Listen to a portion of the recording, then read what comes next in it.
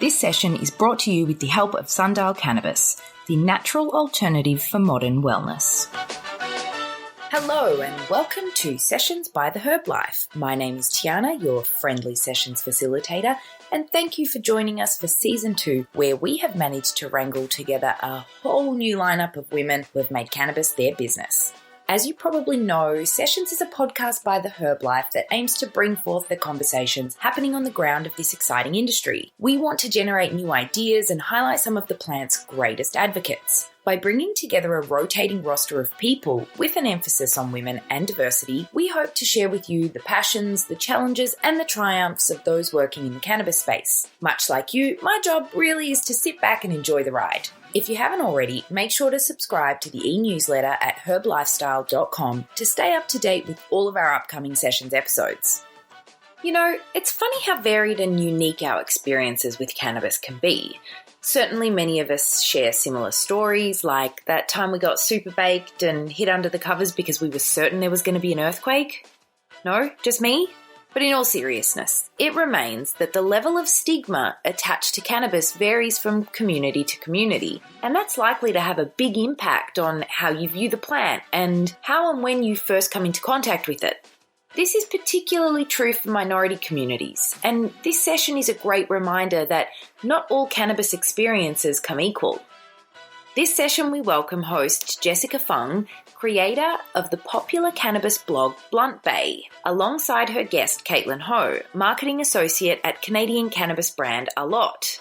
Jessica and Caitlin both share Asian heritage, and in this episode they talk about parents, friends, and the community they're part of, alongside, of course, their love for cannabis. Both women are relatively new to the industry, and it's really interesting to hear how they've had to navigate their private and professional lives even since legalization. It's a really great episode, and I hope you enjoy this conversation with Jessica and Caitlin.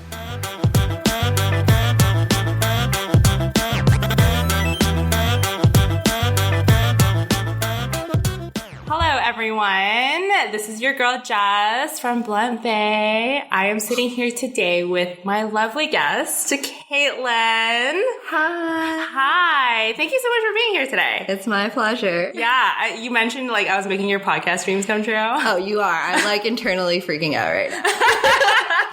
Okay, don't freak out. Party time. Okay, so I am so excited to have you on here because we've had great conversations about cannabis. Yes. And I am so excited to have you tell everyone your story about your cannabis life. Mm-hmm. So can you just maybe let everyone know a little bit of an introduction about what you do, who you are, and yeah. Okay, yeah, sure. So I'm Caitlin. I'm the marketing associate at A Lot. Stands for a higher level of thought. We're a cannabis scale up in the industry. We came out with the world's first compliant multi-pack. You might see it in stores in Ontario at the OCS. I got into the cannabis industry right out of university, so that would be 2 years ago. It's my first job out of school, and it's really been an amazing journey, and I'm glad I got in kind of right before it was legalized, so I kind of got to see the ramp up into legalization, and now it's been a year into it. Wow. Yeah. And I just saw on Instagram stories that you had your 2-year anniversary here. Congratulations. Thank you. Yes. It's amazing. It's really funny because I'm definitely the youngest person with the longest time at A Lot, you know? Yeah, because you're the OG. Yeah, you're the OOG. Seriously. I remember you telling me about that. Yeah, it's been a ride with Greg and Martin, the founders, and then I joined on shortly after, and then I kind of got to see the team grow from the three of us to, 8 full-time now? Oh, wow. Yeah. Oh, my gosh. And then a bunch of contractors and part-times as well, so I've really gotten to see the company grow from, founders to where we are today. That's incredible. Mm-hmm. Congratulations. Thank you. Wow. It's been a journey. Oh my gosh. So, okay, I'm going to dive right into it because I love your story. So everybody needs to know. Okay, just for clarification, what ethnicity do you identify yourself as? Chinese. Yeah. So were you born in Canada? So I was born in Canada, actually in North York. I lived here till I was 12. And then I moved to Hong Kong for starting 8th grade. And then I was in Hong Kong. That was like my home and my base till I graduated university. So I went to university in McGill, but every summer and Christmas I would head home. And then it wasn't until after I graduated that I moved permanently to Toronto. Interesting. Yeah. Okay. So you would say that you lived most of your teen life in like Hong Kong. Yeah. And I still definitely consider it home because of that, because it shaped so much of who I am today. I spent like my core teen years there. So yeah, I would definitely consider Hong Kong home. Okay. Okay. So now that like you're working in cannabis and obviously, you know, and I don't want to spend too much time talking about Hong Kong culture right now, but like, obviously, everybody knows Hong Kong's, you know, not 420 friendly in any way, right? And like, you have family, like your mother still lives there. Yeah, right? Yeah. Okay, so now that you're in the workforce, in the cannabis workforce, have you had any kind of like backlash, adversity, judgments from friends, family, on both ends, like Canada, even in Hong Kong as well? Okay, I'll talk about my family back in Hong Kong. So that's easy. The answer is no, because they don't know what I do. No, really? They know I'm in marketing. My dad told them that I'm in packaging marketing, I think. And that's the extent to which they know. I think my cousin knows, but he like lives in Australia and like we're tight. But my core family members, at least on my dad's side, they don't know exactly what area of marketing I'm in. My mom's side, on the other hand, they do, but not to the level that you would really fully understand what I do on a day-to-day basis. My mom's side of the family was definitely more open to it, whereas I don't know how my dad's side of the family would take it. And I even remember that when my aunt came to visit me and I kind of like showed her the office, I showed her my apartment, that's when she finally realized it was legit and that I wasn't just some drug dealer. But then, and when she went home and told my grandfather on my dad's side, he got so upset at the dinner table. Apparently I got told this secondhand from my mom, and like my grandfather was up in arms and he was like, she's smoking opium, she's selling it, like how could you let her do this, like this is what happens when you let your kid go to Canada alone.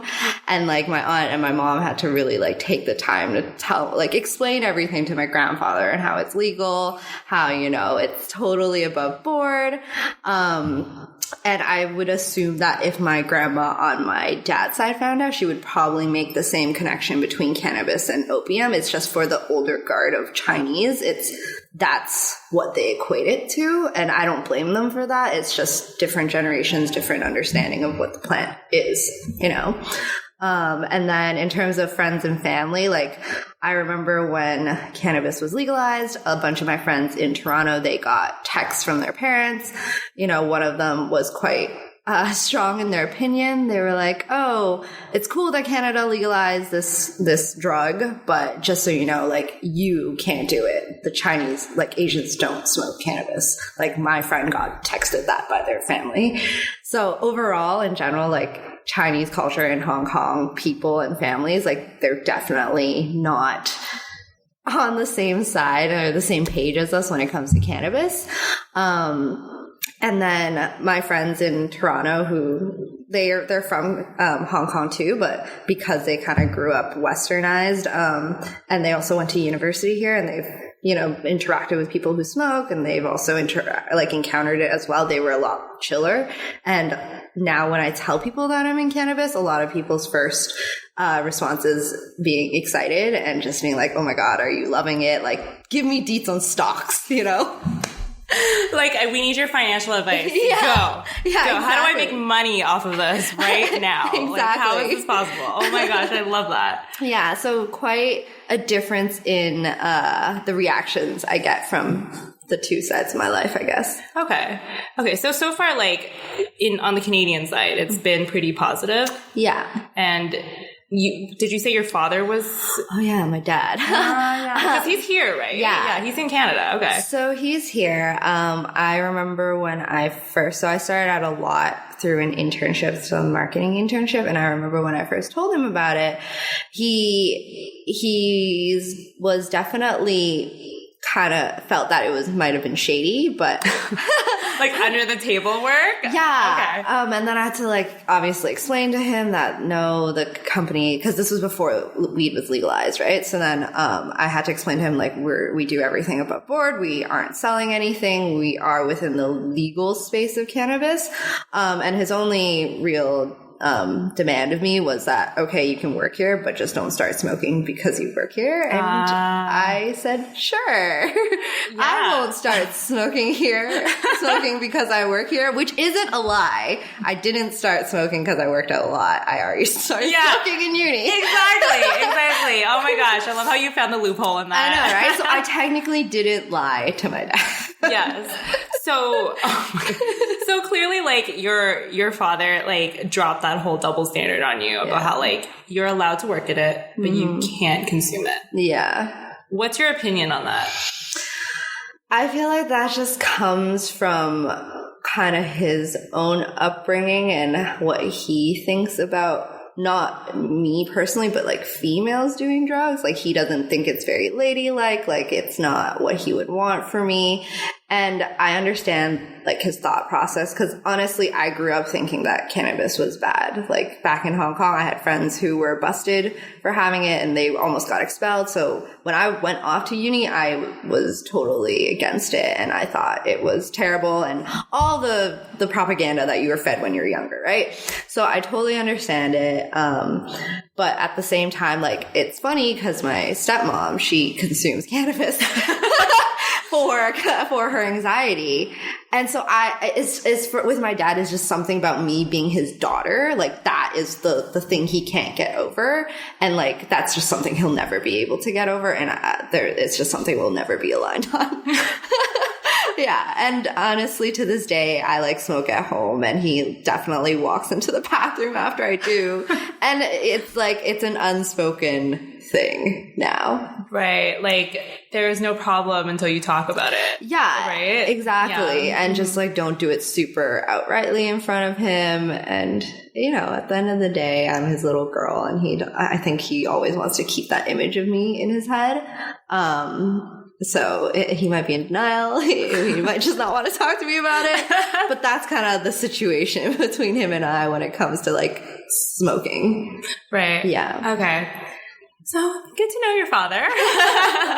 But he's like fully aware of like the company, right? Yeah, like, he is. Okay. He definitely is. He like honestly, compared to a lot of my friends whose parents are more traditional, my parents are super chill in comparison. Like my friends were shocked that my parents even let me take this internship and like didn't steer me another direction. So in terms of support from Asian parents, I already got more than what I would expect, you know? Yeah.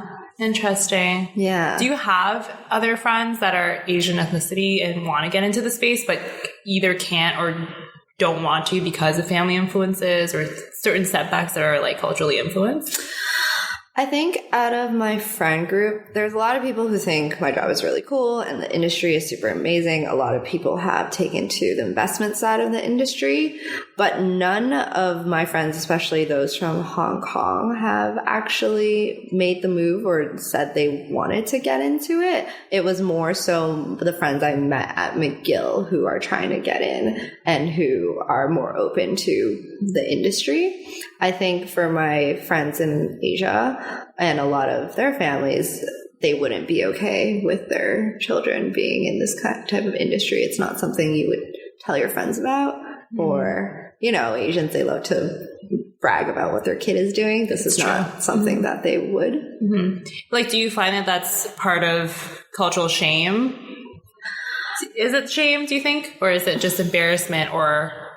What do you think it is? It's just, it doesn't fit the image they want. You know, Asians, they always want face, right? It's all about giving face and having face. And if your kid isn't a doctor, a lawyer, working at the Big Four or whatever, you don't talk about it. You don't really bring it up. And I see that even with my dad and his friends in Toronto. Like, they're all pretty westernized now and they don't live in that Asian bubble, but I'm pretty sure even my dad, he doesn't tell people what I actually do now, even in Toronto. Does that bother you?